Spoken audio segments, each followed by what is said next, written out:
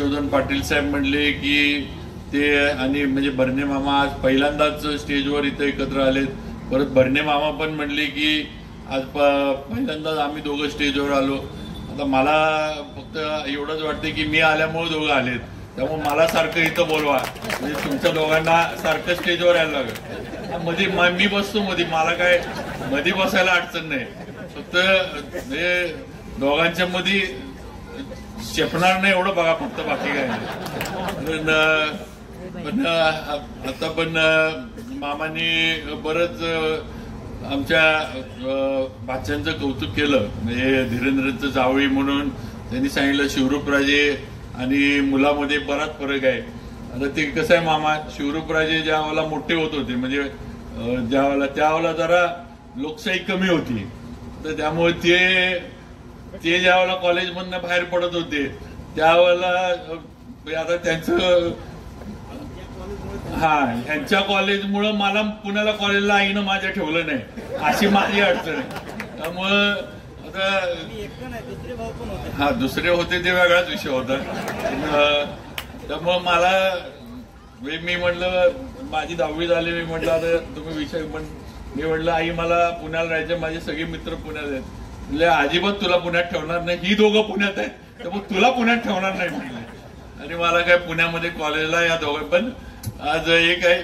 मी थोडा विचार करत होतो की एवढं धीरेंद्रचं कौतुक मामा काय करतात. नंतर माझ्या लक्षात आलं की धीरेंद्र आणि शिवरूपराजे हे मामांची राष्ट्रवादी जी आहे अजितदादांची त्याच्यात आहे. त्यामुळे ते आपल्या पक्ष जो आहे त्या पक्षाला जरा उचलून धरण्याचं काम मामांचं झालं. तर माझं जास्त मंत्री आहे शेजारी आहे एवढ्या पुरतं माझं 2-4 शब्दामध्ये त्यांनी सांगितलं. बरं गंमत अशी आहे की शेजारी म्हणतात, अजून काय मला घरी बोलवलेलं नाही त्यांनी, इकडे या पलीकडे अजून काय हे नाही. मी बोलवून चहा वगैरे जेवण वगैरे सगळं मामानं दिलं, पण अजून काय मामा बरं गंमत दुसरी गंमत, आम्ही कॅबिनेटमध्ये बसतो ज्यावेळेला दोघं, त्यावेळेला आम्ही दोघं शेजारीच बसतो, त्यामुळं तिथं पण आम्ही दोघं एकत्र असतो बसायला. म्हणजे योगायोग आहे असं काय मुद्दा म्हणून केलं असं नाही. पण आज एक आहे की मी ज्यावेळेला राजकारणाची सुरुवात केली, म्हणजे आधी भाऊसाहेब महाराज होते, मी ज्यावेळेला पहिल्यांदा आमदार झालो त्यावेळेला मला हर्षवर्धन पाटील साहेबांबरोबर काम करता आलं, कारण ते त्यावेळेला मंत्री होते, आमदार होते आणि ते सहकार खातं ते सांभाळत होते. पण आमचं सगळंच राजकारण जे आहे ते सहकारातनं सुरू आहे, आपलं पण सगळ्यांचं तेच आहे. तेव्हा सारखं त्यांच्याकडे जायला लागायचं. विलासराव देशमुख साहेब असताना नेहमी त्यांच्याबरोबर, आता त्याच्यानंतर आता भरणे मामांबरोबर काम करणे, त्यामुळं इंदापूर तालुक्यातले दोन्ही नेत्यांच्याकडनं मला जो काही अनुभव पाहिजे तो मिळालेला आहे. त्यामुळे मला वाटतं नक्कीच तो माझ्या पुढे सुद्धा उपयोगी पडेल अशी मला खात्री आहे. मामा तुम्ही दोघांनी पण म्हणजे पाटील साहेब पण म्हणले, तुम्ही पण म्हणला की आमचं उजनीचं धरण बघा. मामा आम्ही काही लांब नाही, आम्ही तुमच्या शिवदडीला जाईवर देऊळगावाला आणि शिरापूरलाच आमची शेती आहे, त्यामुळे उजनी भरलं का नाही ह्याच्यावर तुमच्या आधी आमचं लक्ष असतं. कारण तुमचं जोपर्यंत उजनी जोपर्यंत भरत नाही आणि उजनीचा फुगवटा जोपर्यंत शिरापूरच्या आणि देऊळगावपर्यंत आम्हाला येत नाही तोपर्यंत आमच्या उसाला पाणी तिथं मिळत नाही. अशा अवस्था मासे फक्त विनंती आहे मामा ते चिलापीचे नको, ते चिलापी म्हणजे ब्रॉयलर कोंबडी आहे, माझं तर स्पष्ट म्हणणं आहे. ते काय चव नाही काय नाही त्याला. तर पण खरे आता तुम्ही माशांचा विषय काढला, मग खरे मासे मामा आमच्याकडच्या डोंगरातले, तुम्हाला कोयनेचे कनेरचे उरमोडीचे ते खरे मासे तिकडे तुम्हाला खायला घातले पाहिजेत. पण आज एक आहे की सगळेच आपण शेतकरी आहोत. आज नितीनरावांच्या वडिलांचा पण इथं उल्लेख झालाय की ज्यावेळेला त्या धरणाचं काम सुरू झालं त्यावेळेला अगदी म्हणजे अतिशय चांगल्या जमिनी या धरणासाठी म्हणून आणि पुनर्वसनासाठी म्हणून कुठेही मागं पुढं न बघता किंतु परंतु न करता दिल्या गेल्या गावांची पुनर्वसन झाली.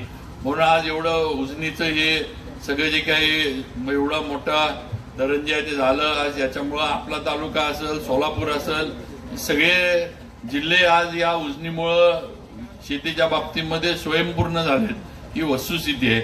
आज या उजनी धरणामुळं मामांना पण माहिती आहे, हर्षवर्धन पाटील साहेबांना पण माहिती आहे की मला वाटतं राज्यात कुठल्या जिल्ह्यात नसतील एवढे कारखाने या सोलापूर जिल्ह्यात झाले. फक्त एकच कारण आहे की उजनीचं धरण. आंदोलन करणं हा आपला हक्क आहे, अधिकार आहे.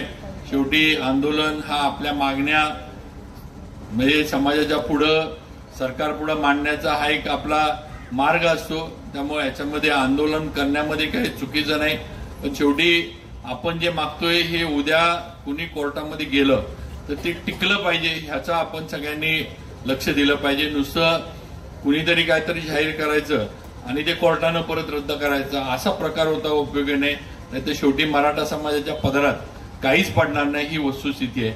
म्हणून टिकल असं उद्या कोर्टामध्ये कुणी आपल्या विरोधामध्ये गेलं, आपल्याला दिलेल्या जे काही आरक्षण आहे त्याच्या विरोधात जरी कुणी गेलं तरी ते आरक्षण कोर्टामध्ये टिकलं पाहिजे. म्हणजे आमची सगळ्यांची शेती आहे की सगळ्यात जास्त मामा पुणे जिल्ह्यात आहे. आज साताऱ्यात सुद्धा आमची शेती नाही जेवढी पुण्यामध्ये आहे. शिरापूर, वडगाव आणि देऊळगाव तिन्ही गावांमध्ये जेवढी शेती आहे तेवढी सातारमध्ये पण आमची शेती नाही, ही वस्तुस्थिती आहे.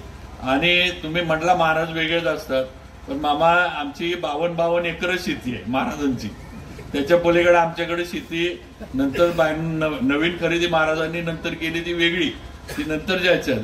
पण सुरुवातीला जी माझे चुलते जे आहेत जे फॉरेनला असतात, माझे वडील, माझ्या आत्या, आमच्या सगळ्यांच्या नावावर ज्या मूळच्या जमिनी ज्या वडलोपार्जित आपण म्हणतो त्या 52 एकरच जमिनी आमच्यावर आहेत, आमच्या होत्या किंवा आहेत. नंतर आता हळूहळू आम्ही खरेदी थोडी केली, तेव्हा आता एक 100-125 एकर आमची असेल. त्याच्या पलीकडे मामा आम्ही पण नाही कुठं.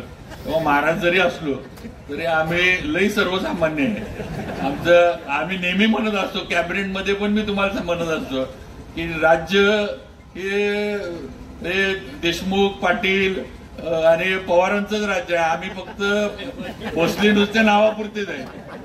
हे इलेक्शन आलं की भोसले असतात, तर बाकी राज्य पाटील मंडळींनी चालवले. आम्ही आपलं फक्त आता नशीब आहे की आता वर जरा आम्हाला मंत्री म्हणून मला घेतलं, त्यामुळे बसण्याची संधी मिळाली. हर्षवर्धन पाटील साहेब म्हटले जरा उशीरच झाला तुम्हाला. आता साहेब आपल्याला माहित आहे का झाला, कशामुळे झाला, त्या ह्याच्यात जात नाही मी, पण जाऊ दे. शेवटी नशिबात होतं ते ज्या त्या वेळेला सगळ्यांनाच मिळतं.